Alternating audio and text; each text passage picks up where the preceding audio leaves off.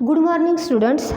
Last लेक्चरमध्ये आपण fifth group जो आपला आहे मशीन कंट्रोल ग्रुप ऑफ इन्स्ट्रक्शनला स्टार्ट केला आहे.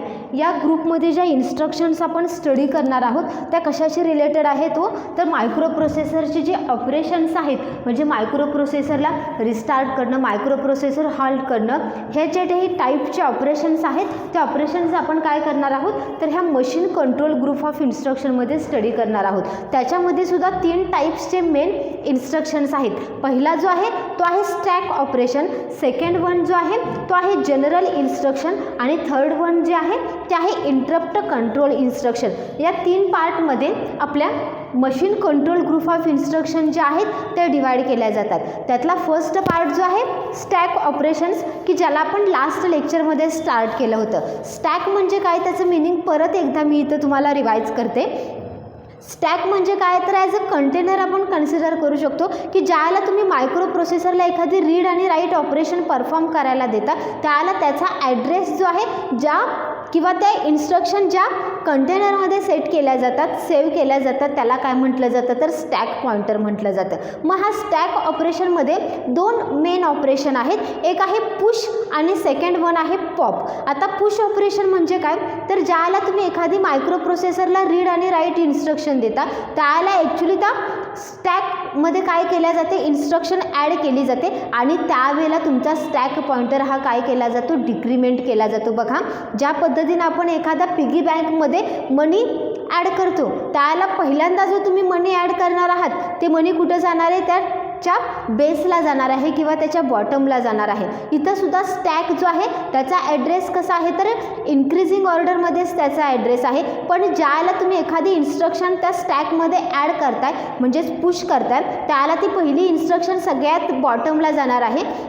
नवीन एखादी इन्स्ट्रक्शन ज्याला तुम्ही ॲड करणार आहात त्याला ती त्याच्यावरती जाणार आहे म्हणजे तिथं स्टॅक पॉइंटर तुमचा काय केला जातो तर 1 डिक्रीमेंट केला जातो. त्याच्याशी रिलेटेड जी पुश इन्स्ट्रक्शन होती ती आपण लास्ट लेक्चरला स्टडी केली. आज आपण सेम त्याच टाईपची इन्स्ट्रक्शन स्टडी करणार आहोत. But opposite of that push instruction is a pop instruction. याचं मिनिंग काय आहे बघा, pop of stack to register pair. आता इथं ऑफवरनं याचं मिनिंग तुम्हाला लक्षात ठेवायचं आहे. पॉप ऑफ म्हणजे इथं काय केलं जातं तर स्टॅक पॉइंटरमधला जो काही कंटेंट आहे तो काढून टाकला जातो आणि तो काढून कशामध्ये टाकला जातो तर तो रजिस्टर पेअरमध्ये ॲड केला जातो. म्हणजेच इथं स्टॅक पॉइंटर तुमचा काय होणार आहे 1 इन्क्रीमेंट केला जाणार आहे. बरोबर आहे. ज्यावेळेला त्याचा पहिला इलेमेंट काढून टाकला जाणार आहे त्याला 1 इन्क्रीमेंट होणार आहे. त्याच्यानंतर नेक्स्ट ॲड्रेसवरचा डेटा काढून टाकला जाणार आहे त्याला तो 2 इन्क्रीमेंट केला जाणार आहे. म्हणजे याचं मिनिंग मी इथं राईट डाऊन करते. It is single byte instruction. Single byte contents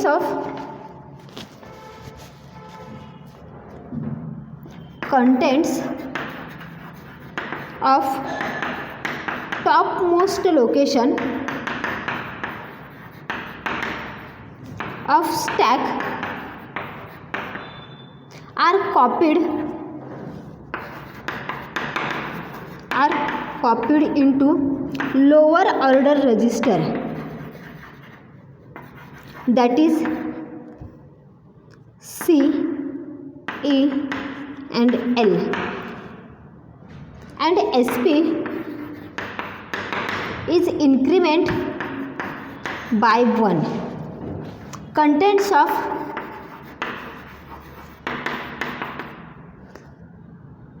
next location copied into higher order register, that is B, D and H. Again SP increment by 1. Okay. ह्या इन्स्ट्रक्शनचं मिनिंग लक्षात घ्या. ही जी इन्स्ट्रक्शन आहे ती instruction single बाईटची instruction आहे आणि ज्याला तुमचा स्टॅक हा भरलेला आहे. ओके, स्टॅक म्हणजे आपण कंटेनर इथं बघतोय की ज्याला रजिस्टर पेअरमधला डेटा हा स्टॅकमध्ये टाकला जातोय त्याला तो स्टॅक काय होत जाणार आहे, भरत जाणार आहे. आणि ज्याला तुम्हाला ह्याच्यातून डेटा बाहेर काढायचा असेल म्हणजे सगळ्यात वरचा जो डेटा आहे तो पहिल्यांदा बाहेर निघणार आहे. लास्ट इन फर्स्ट आउट या टेक्निकनुसार त्यातला स्टॅकमधला कंटेंट जो आहे तो बाहेर काढला जाणार आहे. मग contents of top most location, सगळ्यात टॉपला जे कंटेंट असणार आहे त्या स्टॅकमधलं of stack are copied into lower order register. आता इथं आपल्याला काय सांगितलं आहे हो, तर स्टॅकमधला जो कंटेंट आहे तो कॉपी करायचा आहे आणि कुठं टाकायचा आहे तर रजिस्टर पेअरमध्ये टाकायचा आहे. मग रजिस्टर पेअर आपल्याकडे कुठल्या कुठल्या आहेत, तर BC एक रजिस्टर पेअर आहे, DE एक रजिस्टर पेअर आहे आणि HL एक रजिस्टर पेअर आहे. ज्याला तुम्ही स्टॅकमध्ये डेटा ॲड करताय त्याला डेटा ॲड करत असताना पहिल्यांदा डेटा कुणाचा येतो, तर हायर ऑर्डर रजिस्टरचा डेटा पहिल्यांदा ॲड केला जातो. म्हणजे जर सपोज मी BC रजिस्टर पेअर डिझाईन केली असेल किंवा BC रजिस्टर पेअरमधला डेटा जर मला स्टॅकमध्ये टाकायचा असेल तर त्याच्यामधला B हा हायर ऑर्डर आहे आणि C हा लोअर ऑर्डर आहे. मग ज्याला डेटा हा ॲड केला जातो त्याला हायर ऑर्डरचा डेटा पहिल्यांदा ॲड केला जातो म्हणजे B हा पहिल्यांदा स्टॅकमध्ये जाणार आहे आणि त्याच्यावरती मधला डेटा जाणार आहे. मग ज्याला तुम्ही याच्यामधला कंटेंट हा बाहेर काढला जातो म्हणजेच पॉप ऑफ केला जातो त्याला मग कंटेंट पहिल्यांदा बाहेर कुणाचा येणार आहे, तर जो सगळ्यात नंतर आलेला आहे. म्हणजे सगळ्यात नंतर कोणता येतो, तर लोअर ऑर्डर बाईट कंटेंट येतो. म्हणजे जर BC रजिस्टर पेअर असेल तर Cचा डेटा हा वरती असणार आहे आणि त्याच्या खाली Bचा डेटा असणार आहे. मग ज्याला पॉप ऑफ इन्स्ट्रक्शन येईल त्याला Cचा डेटा हा पहिल्यांदा बाहेर काढला जाणार आहे आणि तुमचा SP हा 1 ने इन्क्रीमेंट केला जाईल आणि त्याच्यानंतर Bचा डेटा काढला जाणार आहे बाहेर आणि SP परत काय केला जाईल, तर 1 ने इन्क्रीमेंट होईल. बघा, पुश आणि पॉप ह्या दोन इन्स्ट्रक्शनचं मिनिंग अगदी सोपं आहे. पुश म्हणजे स्टॅकमध्ये डेटा ॲड करणं आणि ज्याला तुम्ही ॲड करता त्याला तुमचा SP हा 1 ने डिक्रीमेंट केला जातो आणि पहिल्यांदा जो ॲड केला जाणार आहे डेटा तो हायर ऑर्डर रजिस्टरचा ॲड केला जातो आणि ज्याला आपण पॉप ऑफ इन्स्ट्रक्शन म्हणतो त्याला डेटा स्टॅकमधून बाहेर काढला जातो आणि रजिस्टर पेअरमध्ये ॲड केला जातो. मग बाहेर काढत असताना डेटा सगळ्यात वरती लोअर ऑर्डर बाईटचा डेटा पहिल्यांदा निघणार आहे आणि त्याच्यानंतर तुमचा डेटा हायर ऑर्डरचा निघणार आहे. फॉर एक्झाम्पल बघा, इथं हा स्टॅक पॉइंटर आहे, आपण कन्सिडर करूया.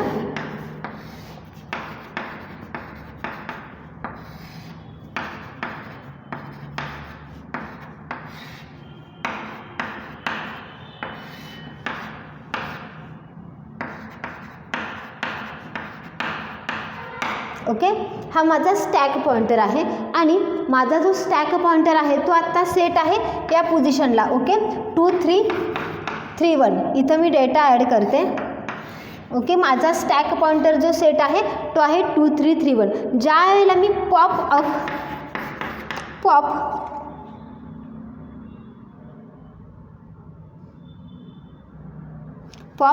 B ही इन्स्ट्रक्शन एक्झिक्यूट करते आणि B मधला जर माझा कंटेंट असेल 25 आणि C मधला जर कंटेंट असेल 20H तर आपण काय म्हणतो की पॉप ऑफ. मग ज्याला माझा स्पेशल काउंटर जो SP जो आहे तो SP माझा कुठं सेट आहे, 2 3 3 1ला सेट आहे. म्हणजेच या ठिकाणी माझा डेटा काय असणार आहे, 20H असणार आहे आणि त्याच्या खाली माझा डेटा असणार आहे 25H. मग ज्याला मी पॉप B ही इन्स्ट्रक्शन एक्झिक्यूट करते त्याला हा 20H हा डेटा कुणामध्ये जाणार आहे, तर C मध्ये पाठवला जाणार आहे. कारण मी हा इथं पॉपसाठी जी रजिस्टर पेअर यूज केली आहे ती आहे B रजिस्टर ज्याला म्हणते त्याला तिथं रजिस्टर पेअर कोणती येते, तर BC रजिस्टर पेअर येते. मग टॉप मोस्ट जो डेटा आहे तो कुठे जाणार आहे, लोअर ऑर्डर बाईटमध्ये म्हणजे C मध्ये जाणार आहे 20H आणि B मध्ये माझा डेटा जाणार आहे 25H. आता माझा सुरुवातीला SP किती आहे, 2 3 3 1ला सेट आहे. ज्याला हा डेटा काढून टाकला जाईल त्याला माझा SP सेट होणार आहे 2 3 3 2ला. म्हणजे इथं काय झालं तर SP मध्ये 1 ने इन्क्रीमेंट झाली. ज्याला मी हा डेटा B मध्ये जाणार आहे त्याला माझा SP कुठं सेट होणार आहे, तर 2 3 3 या माझा जो ॲड्रेस आहे त्याच्यावरती SP माझा सेट होणार आहे. म्हणजे तुमचं इथं एस पीमध्ये काय केलं जाते तर इन्क्रीमेंट केलं जाते. ज्याला तुम्ही स्टॅकमधला डेटा हा रजिस्टर पेअरमध्ये टाकता, कॉपी करता, त्याला तुमचा एस पी हा 2 इन्क्रीमेंट केला जातो. लक्षात आलं की पॉप आणि पुश ह्या इन्स्ट्रक्शनमधला डिफरन्स काय आहे किंवा ह्या ज्या इन्स्ट्रक्शन्स आहेत त्या कशा एक्झिक्यूट केल्या जातात. नेक्स्ट ह्या स्टॅक ऑपरेशनमधलीच इन्स्ट्रक्शन आहे.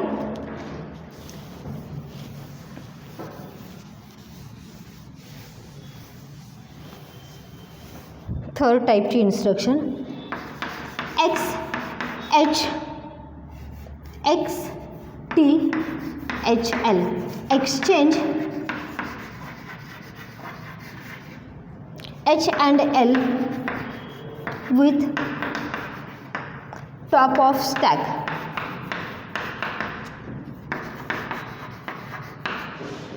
Single byte instruction. Top content goes to L and L content goes to top. बघा ही साधी इन्स्ट्रक्शन आहे. ज्याला तुम्हाला ह्या 2 इन्स्ट्रक्शन समजतील त्याला ही इन्स्ट्रक्शन राईट डाऊन करणं डिफिकल्ट नाही आहे. मी ते एक एक्झाम्पल राईट डाऊन करते. एचमधला कंटेंट आहे 26H आणि एलमधला कंटेंट आहे 50H. ओके. आणि माझा स्टॅक पॉइंटर जो आहे तो बघा, स्टॅक पॉइंटरमधला पहिला फर्स्ट जे लोकेशन आहे, फर्स्ट लोकेशनमध्ये डेटा आहे 20H आणि नेक्स्टमध्ये लोकेशन आहे 30H. ओके. माझा एस पी जो आहे तो इथं सेट आहे. ओपी कोड आहे इन्स्ट्रक्शनचा, ओपी कोड, ऑपरंड आणि बाईट. ओपी कोड आहे XTHL, नो ऑपरंड बाईट. आता इथं आपल्याला काय करायचं आहे तर आपली फक्त पुश आणि पॉपची इन्स्ट्रक्शन नाही आहे, तर इथे exchange H and L with top of stack. आता इथं आपल्याला काय करायचं आहे तर एखादी रजिस्टर पेअर जी आहे त्या रजिस्टर पेअरमधला कंटेंट आणि तुमच्या स्टॅकमधला कंटेंट काय करायचा आहे, एक्सचेंज करायचा आहे. इथं कॉपी करायचा नाही आहे, तर स्टॅकमधला कंटेंट हा रजिस्टर पेअरमध्ये जायला पाहिजे आणि रजिस्टर पेअरमधला कंटेंट हा स्टॅकमध्ये जायला पाहिजे. त्याच्यासाठी त्यांनी ऑलरेडी रजिस्टर पेअर त्यांनी सांगितलेली आहे की इथं जी रजिस्टर पेअर वापरायची आहे स्टॅक एक्सचेंजसाठी ती कोणती आहे तर HL रजिस्टर पेअरचाच यूज करून आपल्याला काय करायचं आहे, इथं एक्सचेंज करायचं आहे. आता ही जी इन्स्ट्रक्शन आहे ती सिंगल बाईटची इन्स्ट्रक्शन आहे. आता इथं एक्सचेंज कसं केलं जाते बघा, ज्या पद्धतीने तुम्ही स्टॅकमधला डेटा बघता त्याला आत्तापर्यंत तुमच्या एक गोष्ट लक्षात आली असेल की टॉपमोस्ट जो डेटा असणार आहे तो लोअर ऑर्डरचा असणार आहे आणि त्याच्या खाली जो डेटा असणार आहे तो कसा असणार आहे, हायर ऑर्डरचा असणार आहे. मग ज्याला तुम्ही हे एक्सचेंज करताय त्याला टॉपमोस्ट डेटा कुणासोबत एक्सचेंज केला जाणार आहे तर लोअर ऑर्डर बाईटसोबत एक्सचेंज केला जाणार आहे आणि त्याच्याशी रिलेटेड कंटिन्युअस जो डेटा असणार आहे तो हायर ऑर्डरशी रिलेटेड हायर ऑर्डर बाईट जो आहे त्याच्याशी एक्सचेंज केला जाईल. तेच मी इथं राईट डाऊन केलेलं आहे. Top contents goes to L म्हणजे एक्सचेंज कुणाकुणामध्ये होणार आहे तर स्टॅकचा जो टॉपमोस्ट असेल तो आणि एल या दोघांच्यामध्ये एक्सचेंज केलं जाणार आहे आणि त्याच्याशी कंटिन्युअसली जो रिलेटिव्ह असेल त्याच्यासोबत कुणाचं एक्सचेंज केलं जाणार आहे तर H रजिस्टर जो आहे त्याचा डेटा दिला जाणार आहे. आता इथे एक सिंपल एक्झाम्पल बघा आपण राईट डाऊन केलेलं आहे, त्याच्यावरनं तुमच्या पटकन लक्षात येईल की इथं बघा H आणि L रजिस्टर पेअर आपल्याला ऑलरेडी सांगितलेली आहे.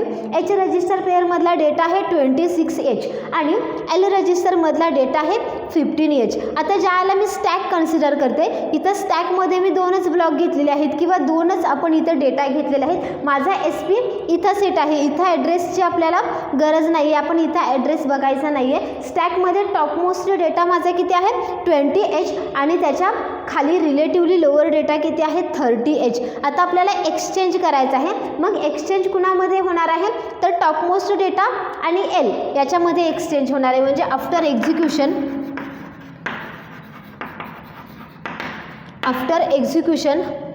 XTHL ज्याला ही इन्स्ट्रक्शन एक्झिक्यूट केली जाईल त्याला पहिल्यांदा एलमधला डेटा इथं जाणार आहे. म्हणजे एलमध्ये किती डेटा येणार आहे, 20H डेटा येणार आहे आणि स्टॅकमधला पहिला डेटा किती असणार आहे 50H आणि त्याच्या खालचा जो डेटा आहे तो कुणाशी एक्सचेंज केला जाणार आहे. या पद्धतीने आपण एक्सचेंज बाणही दाखवू शकतो. मग एचमधला डेटा इथं जाणार आहे आणि इथला डेटा एचमध्ये जाणार आहे. म्हणजे एचमध्ये किती डेटा जाणार आहे 30H आणि स्टॅकमध्ये कंटिन्युएशन डेटा किती येणार आहे 20H आणि तुमचा SP परत काय असणार आहे इथंच सेट असणार आहे. फक्त इथं आपल्याला काय करायचं तर एक्सचेंज करायचं असणार आहे. एक्सचेंज करत असताना एकच गोष्ट लक्षात ठेवायचे की पहिल्यांदा लोअर ऑर्डर रजिस्टरचा डेटा एक्सचेंज केला जाणार आहे आणि त्याच्यानंतर हायर ऑर्डर रजिस्टरचा डेटा एक्सचेंज केला जाणार आहे. लक्षात आलं तुमच्या.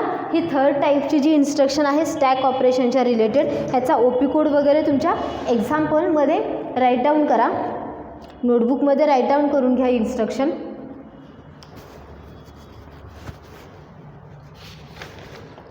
नेक्स्ट इन्स्ट्रक्शन बघूया याच टाईपमधली fourth.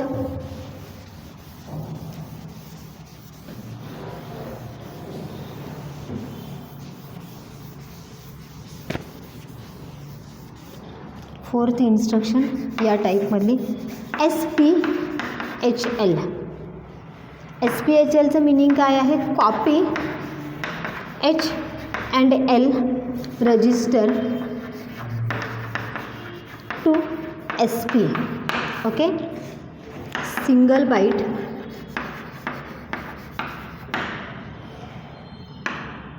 contents of L register into lower byte of SP and contents of H register into higher byte of SP. OP code operand and byte. OP code आहे SPHL operand no आणि instruction आहे 1 बाईटची.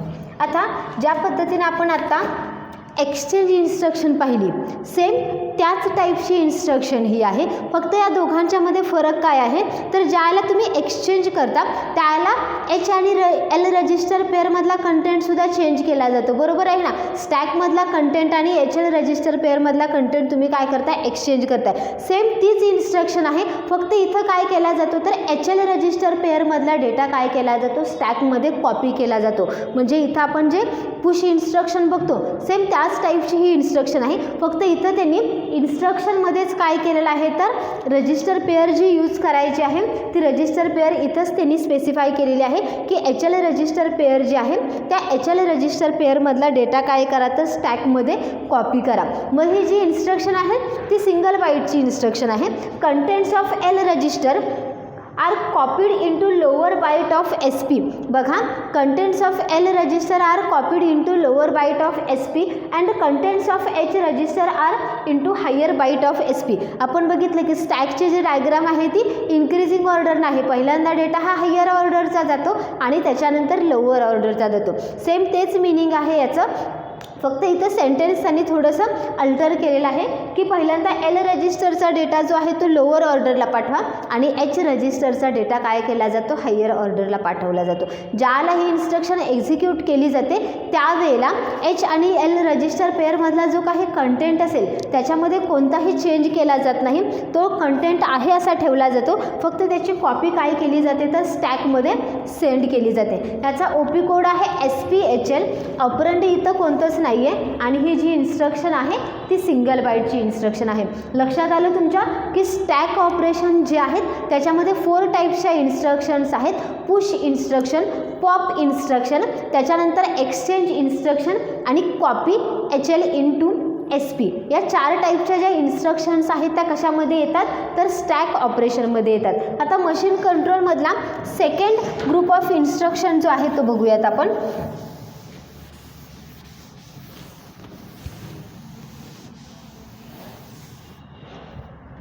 Second group जो आहे तो आहे general machine control operation.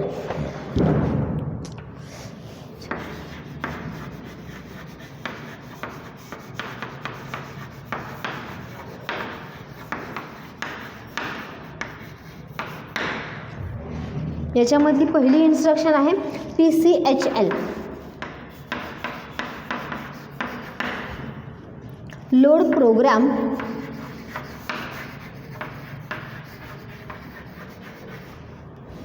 Counter with HL register pair.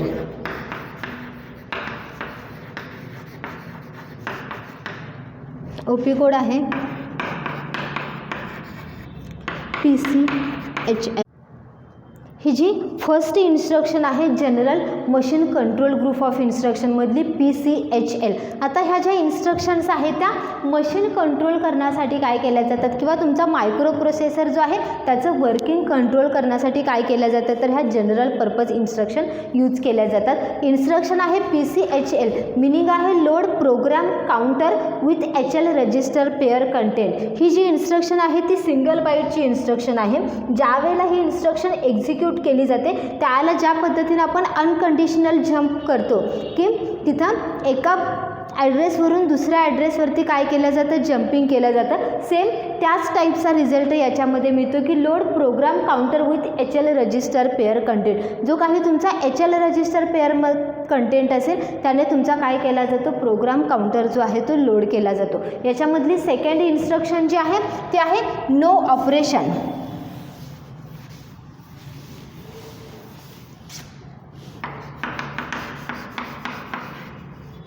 NOP चं meaning आहे no operation.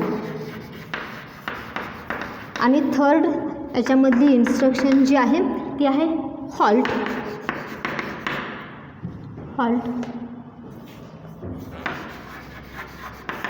And wait and enter wait state. याच्यामध्ये तीनच टाईपच्या इन्स्ट्रक्शन आहेत आणि याच्यामध्ये एक्झाम्पल असं काही नाही आहे. डायरेक्टली तुम्हाला फक्त त्याचं एक सिंगल लाईनमध्ये एक्सप्लेनेशन राईट डाऊन करायचं आहे आणि त्याचा OP कोड. आता ज्याला NOP त्याचं मिनिंग काय आहे तर नो ऑपरेशन. ज्याला मायक्रो प्रोसेसरला कोणतंच इन्स्ट्रक्शन द्यायची नसेल किंवा त्याने कोणतंच ऑपरेशन परफॉर्म करायचं नसेल त्याला जी इन्स्ट्रक्शन दिली जाते ती असते नो ऑपरेशनची इन्स्ट्रक्शन. ही इन्स्ट्रक्शन जी आहे ती सिंगल बाईटचीच इन्स्ट्रक्शन आहे. ज्याला ही इन्स्ट्रक्शन मायक्रो प्रोसेसरला देतं त्याला मायक्रो प्रोसेसर ती इन्स्ट्रक्शन फेच करतं आणि कोणतंच काम करत नाही. म्हणजे त्याचं जे कंटिन्युअस वर्किंग असेल ते कंटिन्युअस वर्किंग काय केलं जातं, थांबवलं जातं. कधी, ज्याला त्याला नो ऑपरेशन ही इन्स्ट्रक्शन दिली जाते. आणि लास्ट वन आहे halt and enter wait state. ही इन्स्ट्रक्शन कशी आहे तर ज्या पद्धतीने आपण रिस्टार्टची इन्स्ट्रक्शन देतो की मायक्रो प्रोसेसरला आपण ज्या पद्धतीने स्टॉप कर म्हणतो किंवा मायक्रो प्रोसेसर रिस्टार्ट म्हणतो RST. ही जी इन्स्ट्रक्शन आहे सेम त्याच टाईपची इन्स्ट्रक्शन आहे. ज्याला तुम्ही ही इन्स्ट्रक्शन मायक्रो प्रोसेसरला देता त्याला मायक्रो प्रोसेसर हा रिस्टार्टमध्ये जातो आणि तो काय करत असतो तर वेटिंग पिरियड त्याच्यासाठी थोडा दिला जातो आणि आफ्टर त्या वेटिंग पिरियड तो परत काय करतो त्याचं एक्झिक्युशन स्टार्ट करतो. लक्षात आलं. मशीन कंट्रोल ग्रुप ऑफमध्ये फक्त ह्या 3 सिम्पल इन्स्ट्रक्शन्स आहेत. त्याचं एक सिंगल लाईनमध्ये तुम्हाला एक्सप्लेनेशन राईट डाऊन करायचं आहे. ही इन्स्ट्रक्शन 1 बाईटची आहे. ही सुद्धा इन्स्ट्रक्शन हाल जी इन्स्ट्रक्शन आहे ती 1 बाईटची आहे आणि ती कधी कॉल केली जाते ज्याला तुम्ही प्रोग्राम कोड जो आहे तो राईट डाऊन करताना सगळ्यात शेवटी तुम्हाला स्टॉप म्हणायचं असेल त्याला आपण ज्या पद्धतीनं अल्गोरिदममध्ये स्टॉप हा वर्ड वापरतो त्याच पद्धतीने इथं हॉल्ट किंवा रिस्टार्ट याचा यूज करून तुमच्या मायक्रो प्रोसेसरला काय केलं जातं तर वेटिंग पिरियड अलाव केला जातो. आजचं लेक्चर जे आहे त्याचं लेक्चर आपण इथंच स्टॉप करूयात. आपला चॅप्टर हा कंप्लीट झालेला आहे. याच्याशी रिलेटेड काही एक्झाम्पल्स असतील तर ते आपण उद्याच्या लेक्चरला स्टडी करूयात. Good bye. Have a nice day.